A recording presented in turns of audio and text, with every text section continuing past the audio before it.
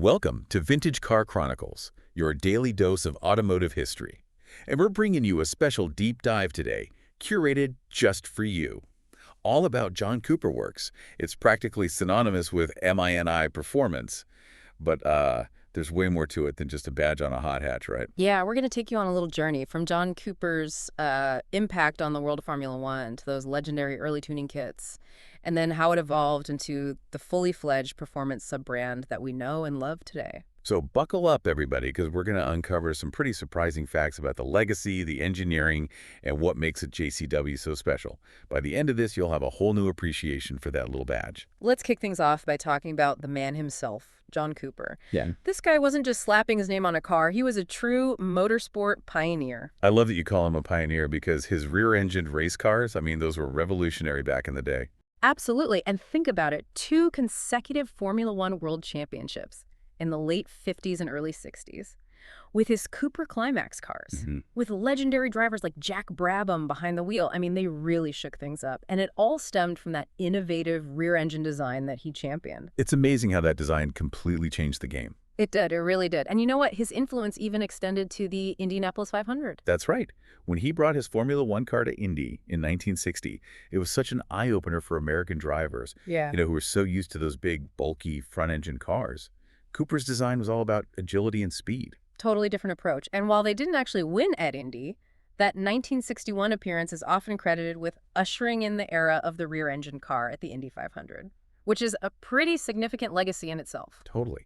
So how did this Formula One genius end up transforming the humble Mini?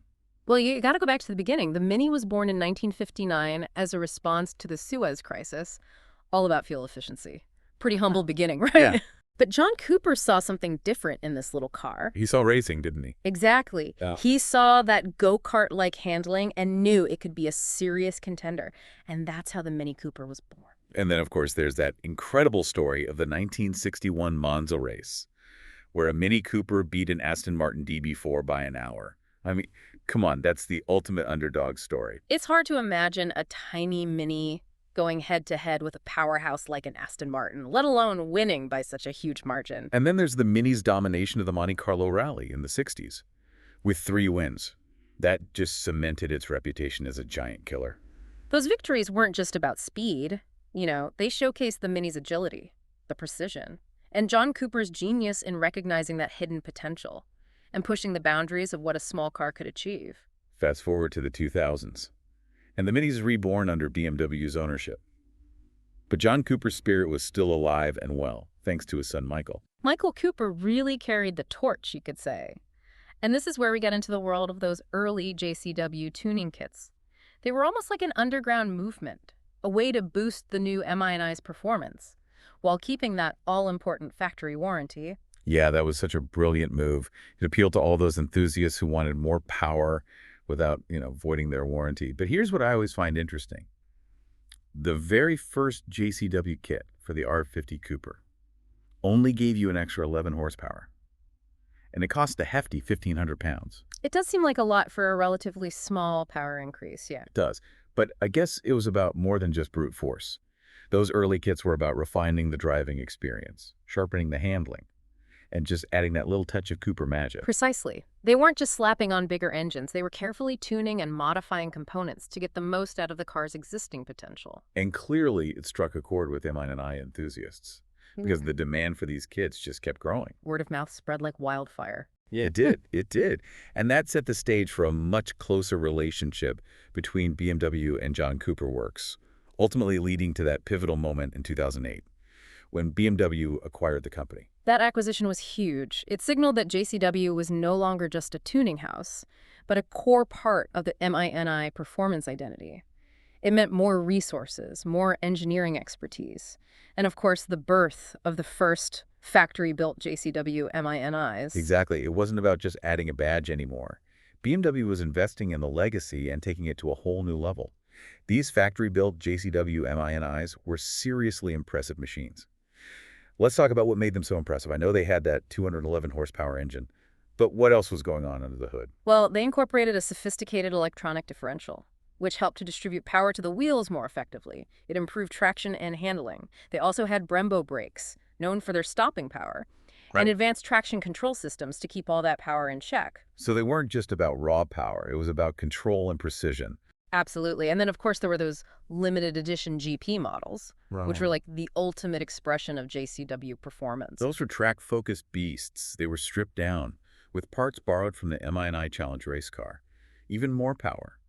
And they became instant collector's items. They were really pushing the boundaries of what M&I could be, showcasing JCW's ability to build truly exhilarating cars. But here's the thing. What makes JCW truly special goes beyond just specs and horsepower. I think you're talking about that feeling, that intangible essence that you get when you're behind the wheel of a JCW. Exactly. It's about that go-kart DNA that John Cooper saw in the original Mini, that immediacy, that responsiveness, that connection to the road that makes you feel like you're part of the car. It's a feeling that's hard to describe, but you know it when you feel it. And while modern JCW MINIs are incredibly capable, some argue that they've lost a bit of that raw, almost analog connection that defined those early cars. It's a question that lingers as we move toward an era of electrification. Can JCW recapture that magic in an electric car? That's the million-dollar question. Well, I guess we'll have to wait and see. Mm-hmm. But before we get into the future of JCW, I think it's worth taking a closer look at those early tuning kits. They really were a unique phenomenon, a bridge between the classic Mini Cooper and the modern JCW era. Absolutely. And that's where we'll pick up in the next part of our deep dive. Great, so stay tuned, because there's much more to come. Those early John Cooper Works tuning kits, they were really something special. You almost have to see them as a grassroots movement in a way. Yeah, it's true. Michael Cooper was basically working out of the original John Cooper premises, developing these performance upgrades with a small team. It's a far cry from the huge R&D departments you see at car manufacturers today. It was a world apart. And remember, BMW was initially pretty hands-off. They allowed the kits to be installed without voiding the warranty, but they weren't directly involved in the development. Yeah, it's wild to think that a giant like BMW would take that leap of faith, trusting Michael Cooper's vision and the legacy of the John Cooper Works name. There was definitely an element of trust there, but I think it quickly became clear that they were onto something special. The demand for those kits just exploded, proving that MINI owners were craving a more performance-oriented experience. Let's get into some specifics about those early kits. For instance, the 2003 R53 Cooper S JCW tuning kit boosted the power up to 200 bhp. Even today, that's a pretty respectable figure for a small car. It is, and they achieved that through a combination of modifications. They tweaked the cylinder head, upgraded the supercharger, added a sport exhaust system, and retuned the ECU, which is essentially the brain of the engine. So they were optimizing every aspect of the engine to squeeze out more performance. Exactly. And then in 2004, they upped the ante even further with a 210 bhp kit. Now, this wasn't just about adding raw power. They really focused on optimizing the ECU, which controls things like fuel injection and ignition timing. By fine-tuning the ECU, they were able to extract even more power from the engine while also improving its responsiveness. So these kits were about more than just adding horsepower. They were about improving the overall driving experience. Precisely.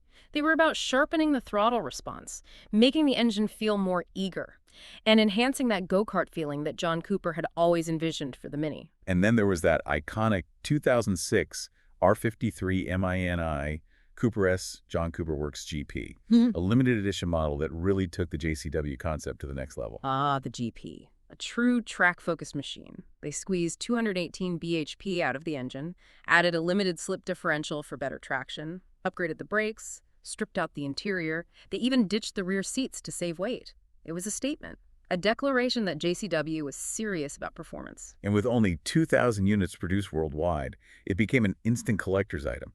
It really solidified the JCW name as a symbol of MINI performance at its most extreme. It did. But here's the key takeaway. Those early tuning kits and limited edition models, they weren't just standalone achievements. They paved the way for the fully integrated, factory-backed JCW sub-brand that exists today. They were the building blocks, the proof of concept that convinced BMW to fully embrace the John Cooper Works legacy. And that, in turn, led to a whole new generation of high-performance MINIs that continue to push the boundaries. Exactly. It's a fascinating evolution.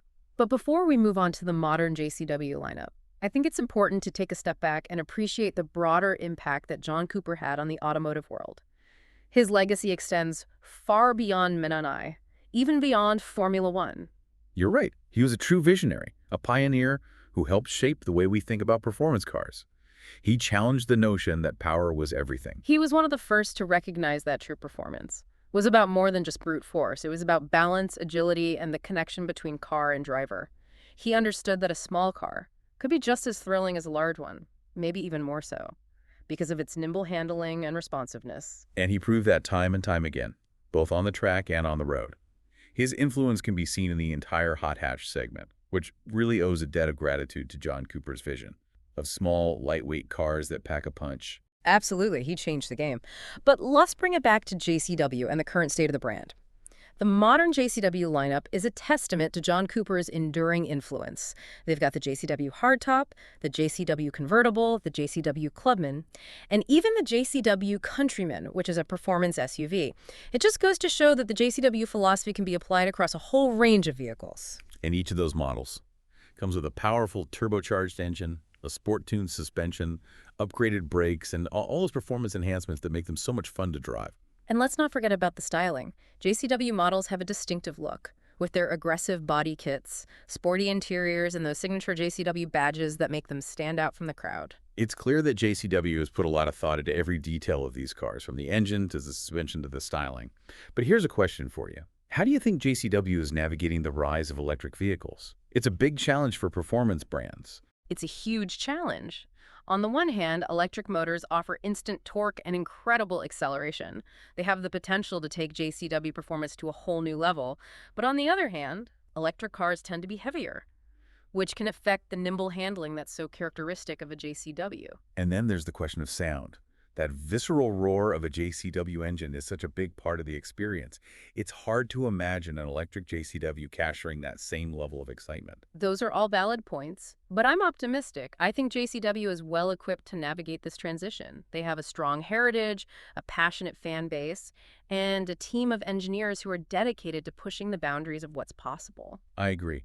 And I think one key to JCW's future success will be finding that sweet spot between performance and sustainability. It's not enough to be fast anymore. Cars need to be environmentally responsible as well. You're absolutely right, and JCW is already making strides in that direction. Their upcoming electric JCW models are a testament to their commitment to sustainability. But it goes beyond just electrification. They also need to consider the entire life cycle of their vehicles, from the materials used in production to the end-of-life disposal. It's about taking a holistic approach to sustainability, recognizing that every stage of a car's life has an environmental impact. Exactly. And I think consumers are becoming more and more aware of this. They want to know that the cars they're buying are not just fun to drive, but also ethically produced and environmentally sound. And this is where JCW has an opportunity to shine. They can leverage their heritage of innovation and performance to create cars that are both thrilling and responsible. It's about redefining what it means to be a performance brand in the 21st century. It's about creating cars that appeal to both the head and the heart. I couldn't agree more. Yeah, he really did get it. He was a racer, he was an engineer, but he was also a dreamer, someone who saw the potential in the things that others often overlooked. His legacy lives on, not just in the cars, that have his name on them, but in the hearts of all who share that passion for performance, for innovation, and just the pure joy of driving. And as we kind of move towards this new era of electrification and technological advancements, his legacy is going to continue to inspire us to dream bigger, to innovate further, and to really create a future where performance and sustainability can go hand in hand. It's a future I think that John Cooper himself would be proud of. Absolutely. Well, we've covered a lot of ground in this deep dive into John Cooper works, haven't we? From his early days in Formula One to those, incredible tuning kits, the rise of the JCW sub-brand. Yeah. And the challenges and the opportunities that, lie ahead. Yeah, we've explored the engineering, the legacy, the community, and what makes a JCW so special. But as we wrap things up, I kind of want to circle back to the man himself, John Cooper. What are your final thoughts on his impact and what he really represents? It's easy to get caught up in those horsepower figures, the lap times and all the, technical details. But at the end of the day, John Cooper was a man who just loved cars, and he loved driving. That passion shines through in everything that he did, from those groundbreaking Formula One cars to the iconic Mini Cooper. He wasn't just an engineer, he was a visionary who saw the potential in things that I think other people missed. He saw the potential in a small, fuel-efficient car like the Mini to become a giant killer on the racetrack. He saw the potential in a rear-engine design to revolutionize Formula One. And he wasn't afraid to break the mold, to challenge conventions, to push the boundaries of what was thought possible at the time. That fearlessness, Yeah. that willingness to experiment and innovate, that's what truly sets him apart. He was a pioneer who changed the way we think about performance cars, and his legacy continues to inspire today as car manufacturers strive to create cars that are not just fast, but engaging, full of character, just plain fun to drive. He understood that true performance is about more than just the numbers on a spec sheet. Right. It's about the feeling, the connection between the car and the driver. That sense of pure exhilaration that makes you want to push the limits and keep exploring what's possible. And that's what JCW represents today. Carrying on that spirit, that commitment to building cars that are more than just a way to get around. They're cars that ignite a passion in those who drive them. And as we, enter this new age of electrification and technological advancements, I think that spirit is more important than ever. I couldn't agree more. We need car manufacturers who are willing to embrace these advancements, but never lose sight of what makes driving truly special, that visceral connection between car and driver, that joy that's hard to put into words. JCW has such a rich history to draw from, a legacy of innovation, and a deep understanding of what makes a car truly great. And I have no doubt that they'll continue to build upon that legacy, creating cars that are not only exciting to drive, but sustainable, responsible, and relevant to a changing world. It's an exciting time to be a car enthusiast. We're on the cusp of a new era, and I can't wait to see what the future holds for JCW, for the MINI brand, and for the entire automotive industry. I'm with you. As we wrap up this deep dive, I want to leave our listeners with one final thought, something to consider. When they see a JCW MINI out on the road, or maybe even think about getting behind the wheel of one themselves, Okay, I'm intrigued. What is it? just remember that JCW badge. It's more than just a symbol of performance. It's a reminder of a man, a vision, a legacy that continues to inspire us. It's a reminder that driving can be more than just getting from A to B. It can be an experience, an adventure, a celebration of that joy of being behind the wheel of a truly special machine. Beautifully said. Thanks for joining us on this deep dive into the world of John Cooper Works. We hope you enjoyed this special episode of Vintage Car Chronicles. The pleasure was all mine. And for those listening, remember that a new episode of Vintage Car Chronicles drops every single day on Spotify, Deezer, Apple Music, and YouTube. Make sure you subscribe so you never miss an episode. And until next time, keep the spirit of John Cooper alive. Yeah. Embrace the thrill of driving, challenge conventions, and never stop pursuing your passions. Here's to that.